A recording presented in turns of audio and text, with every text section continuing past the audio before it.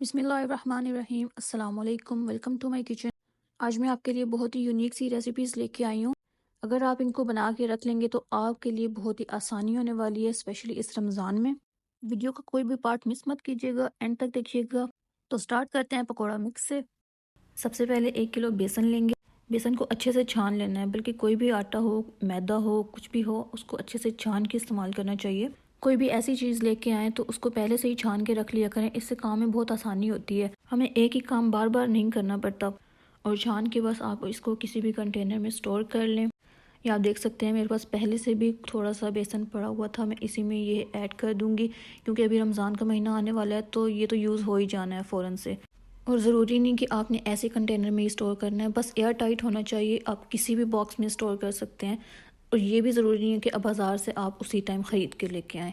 और मैं यहाँ पे सिर्फ 1 किलो बेसन लेके आपको एक मिसाल दे रही हूँ कि इस तरह से आप अपने कामों को आसान कर सकते हैं। ज़रूरी नहीं कि आप 1 किलो ही लें, आप 2 किलो ले सकते हैं, आधा किलो ले सकते हैं, मतलब जितनी आपकी ज़रूरत है उसके हिसाब से आप क्वांटिटी कम या ज़्यादा कर सकते हैं। Let's move to the next part. अब हम बेसन के पकौड़ों के लिए एक मिक्स तैयार कर लेंगे, या फिर पाउडर तैयार कर लेंगे, या आप ये कह सकते हैं कि खुश्क मिसालों को हम इकट्ठा कर लेंगे। इसके लिए मैंने 4 कप बेसन अलग कर लिया था। 4 कप बेसन लेंगे, इसमें ऐड करेंगे 1.5 कप मैदा and 1.5 cup cornflour.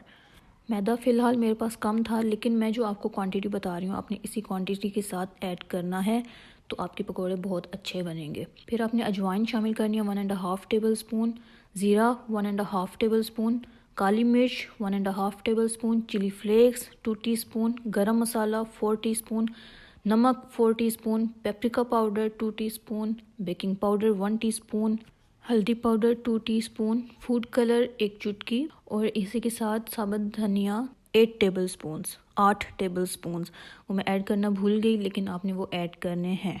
Trust me, अगर ये रेसिपी आप फॉलो करेंगे तो आपके पकौड़े बहुत बहुत मज़े के बनेंगे। और ये हमने अच्छे से मिक्स कर लेना है, और बस ये हमारे पास एक पाउडर तैयार हो चुका है, जिसको हम सिर्फ निकालेंगे, थोड़ा सा पानी मिलाएंगे और दैट्स इट।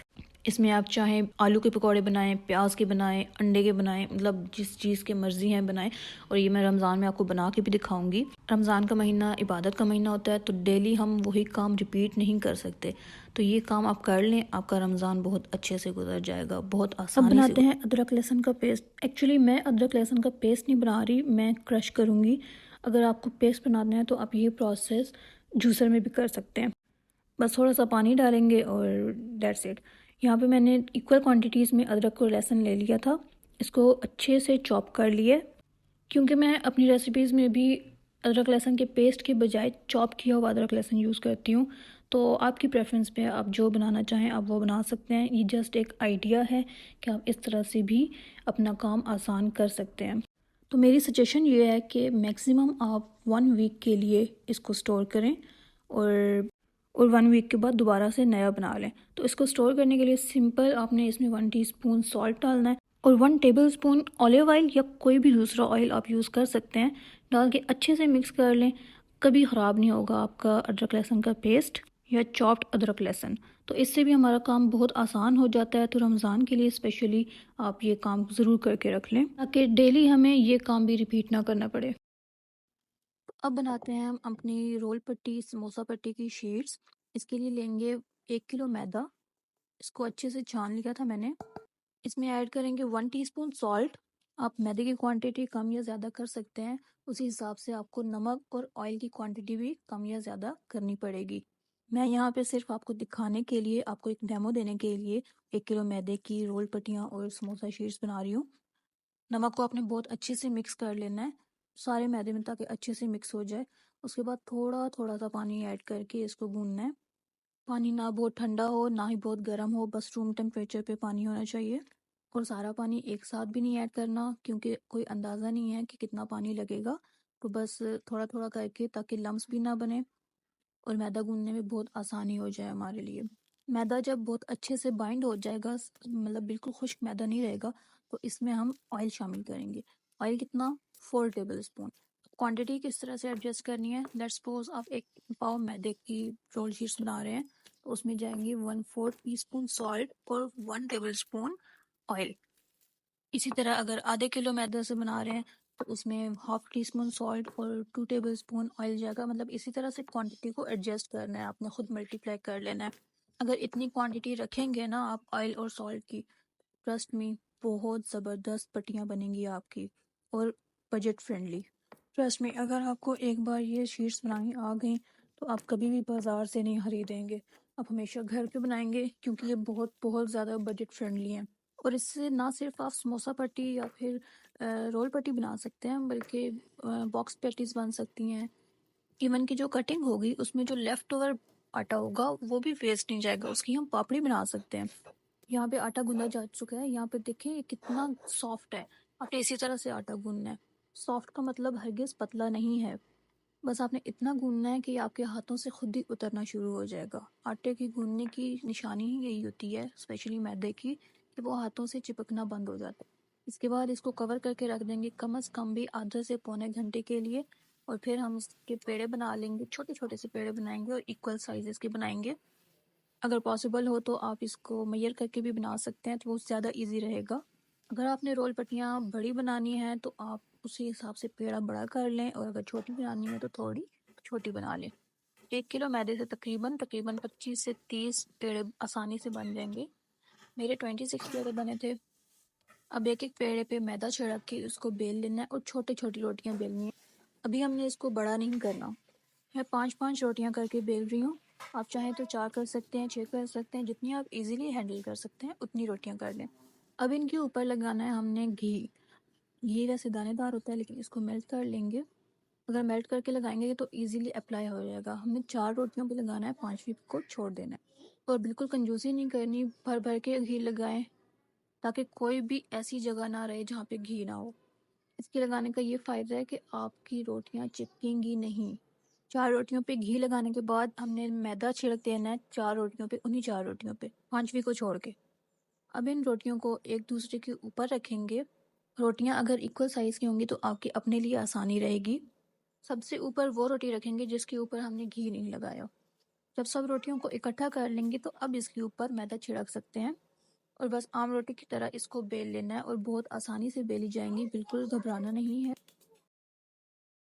अब इनको आपने इतना बेलना है जितना आप हैंडल कर सकते हैं। या जितना बड़ा आपका तवा है, आपका पैन है, या फिर जितनी बड़ी आपने समोसा पट्टियाँ और रोल पट्टियाँ बनानी है। जहाँ पे भी मैदे की ज़रूरत लगे वहाँ पे मैदा ज़रूर यूज़ करें, क्योंकि थोड़ी सी भी बेहतियाती की वजह से आपकी रोटी फट सकती है। बेलने के बाद बहुत ही एहतियात से इसको तवे पे डाल दें। तवे को या पैन को पहले से आपने प्री हीट करना है लो फ्लेम पे। और जब रोटी आपने तवे पे डालनी है ना, उस टाइम तो फ्लेम बिल्कुल ना होने के बराबर होनी चाहिए, मतलब बिल्कुल लो होनी चाहिए। तो यहाँ पे ना मेरे साथ एक मसला था, ना ही मेरे पास एक बड़ा तवा है और ना ही बड़ा पैन है। तो यहाँ पे ना मैंने एक जुगाड़ किया था। एक कढ़ाई का ढक्कन लेके उसको उल्टा रख के उसको गर्म कर लिया था और उस पर रोटियां बनाई थी और बहुत ही इजीली बन गई थी, आपके सामने है। अब सवाल है कि हमने इन रोटियों को बनाना कैसे है, कितना सेक लगवाना है, कितनी देर के लिए रखना है। तो 15 से 20 सेकंड के लिए आपने एक साइड से इनको पकाना है। बिल्कुल पका नहीं देना, मतलब सिर्फ हल्की सी हीट देनी है इनको। फिर साइड चेंज करेंगे और इतनी देर में हम उस रोटी को निकाल लेंगे, ऊपर वाली रोटी को। तो जितनी देर में ऊपर वाली रोटी निकलेगी, नीचे से फिर से सेक चुकी होगी, फिर से साइड चेंज कर देनी है और इसी तरह से हमारी सारी की सारी रोटियां बन जाएंगी। बस ये ध्यान रहे कि सिर्फ 15 से 20 सेकंड का ही सेक लगना चाहिए, इससे ज़्यादा होगा तो रोटियां खुश्क हो जाएंगी और वो एक पापड़ी सी बन जाएगी। आप देख सकते हैं कितनी ईजिली रोटियां निकल गई हैं सारी की सारी। अब यहाँ पे आपने इन रोटियों को मेजर करना है, जिस साइज़ की आपने रोल पट्टियाँ समोसा पट्टियाँ रखनी है उस साइज़ की आपने रोटियां काट लेनी। जैसे अगर हमने समोसा शीट्स काटनी है तो उसके लिए 3 इंच उसकी चौड़ाई होनी चाहिए और 9, 10, 11, 12 इस तरह से उसकी लंबाई होनी चाहिए। लेकिन क्योंकि मेरी रोटियां उतनी बड़ी नहीं हैं तो तकरीबन 8 इंच मेरी लंबाई रहेगी रोटियों की। और इसी तरह अगर रोल शीट्स की बात करें तो अगर आपने बड़े साइज़ की शीट्स बनानी है तो वो 10 बाई 10 की होती हैं, और अगर दरमियाने साइज़ की बनानी है तो वो 8 बाई 8 की होंगी। फिर इसी तरह अगर आपने छोटे साइज़ के रोल्स बनाने हैं उसके लिए 6 बाई 6 की होंगी। और मेरी रोटियां ना ही बहुत बड़ी हैं और ना ही बहुत छोटी हैं, और मैंने इनको मेजर भी किया है, तो ये सारी की सारी तकरीबन 8 बाई 8 की बन रही है, मतलब दरमियाने साइज़ की बन रही है। और इनसे मेरे दरमियाने साइज़ के रोल्स इजीली बन सकते हैं। अब आप ये सोच रहे होंगे कि ये साइड से तो काफ़ी ज़्यादा ज़ाया हो जाएंगी, तो ऐसा बिल्कुल भी नहीं है। तो इसको हम यूज़ कर सकते हैं अपनी पापड़ी के लिए। रोल शीट्स बिल्कुल यहाँ पे रेडी हो चुकी हैं, लेकिन अभी ये बहुत कम है क्योंकि ये सिर्फ मैंने आपको एक डेमो देने के लिए बनाई है। अभी मुझे और बनानी पड़ेंगी। अभी सिर्फ मेरे पास समोसा शीट्स बनी हैं और चिकन स्टिक्स मैंने बनानी है, उनके लिए ये कटिंग कर रही हूँ मैं।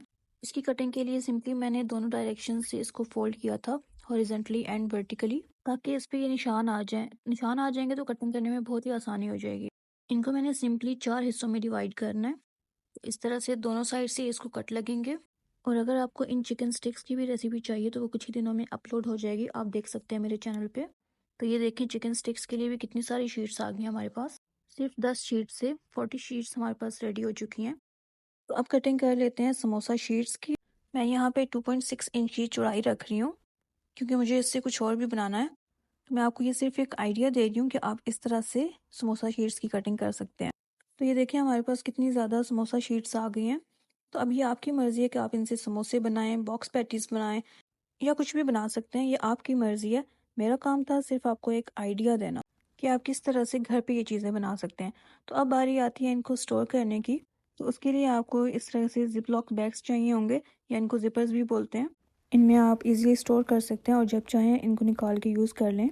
मेरी सजेशन यही है आपको कि आप रमज़ान के आखिरी हफ्ते में इनको बनाएं, मतलब इन्हीं दिनों में आप इनको बना के रख लें और इनको फ्रीज़ ना करें, मतलब नीचे ही रख लें, नीचे वाले खाने में ही रख लें। और उसके बाद आपको जो भी बनाना है, समोसे बनाने हैं, रोल बनाने हैं, उनको फिल करके सिंपली आप इनको फिर फ्रीज़ कर लें। और अगर आपको रमज़ान से रिलेटेड और भी रेसिपीज़ चाहिए तो वो आप मेरे चैनल पे देख सकते हैं, आप विज़िट करते रहिएगा। और अगर आपके अपने माइंड में कोई ऐसी रेसिपी है जो आप चाहते हो, सीखना चाहते हो, या चाहते हो कि मैं आपके लिए अपलोड करूं, तो आप मुझे बता सकते हैं कमेंट्स में। तो मैं अपनी पूरी कोशिश करूंगी कि वो भी जल्दी अपलोड हो जाए। तो अब बारी आ जाती है इन शीट्स की, जो लग रहा था कि लेफ़्ट ओवर हैं और बिल्कुल ज़ाया हो जाएंगे, ऐसा बिल्कुल नहीं है। सिंपली आपने इनको छोटे छोटे पीसेस में कट कर लेना है या फिर थ्रेड्स की शक्ल में कट कर लेना है। इससे आप मज़े मज़े की पापड़ी बना सकते हैं। चाट या दही भल्लों पे डाल के आप इसको एंजॉय कर सकते हैं। इसके साथ थ्रेड चिकन या पोटैटो थ्रेड्स भी बनते हैं, आप उनमें भी यूज़ कर सकते हैं। तो इसी के साथ आपके लिए एक और आसानी हो गई है कि आपको स्पेशली ये पापड़ी बनानी नहीं पड़ेगी, आपका ये काम भी इसके साथ ही हो गया। अगर मेरी ये रेसिपीज़ आपको पसंद आई हों और यूज़फुल लगी हों तो चैनल को सब्सक्राइब कर दें, वीडियो को लाइक कर दें, और ऐसे ही मज़े मज़े की वीडियोस के लिए कनेक्टेड रहें। तो अपना बहुत ख्याल रखिएगा। मिलते हैं नेक्स्ट रेसिपी में इंशाल्लाह। अल्लाह हाफिज़।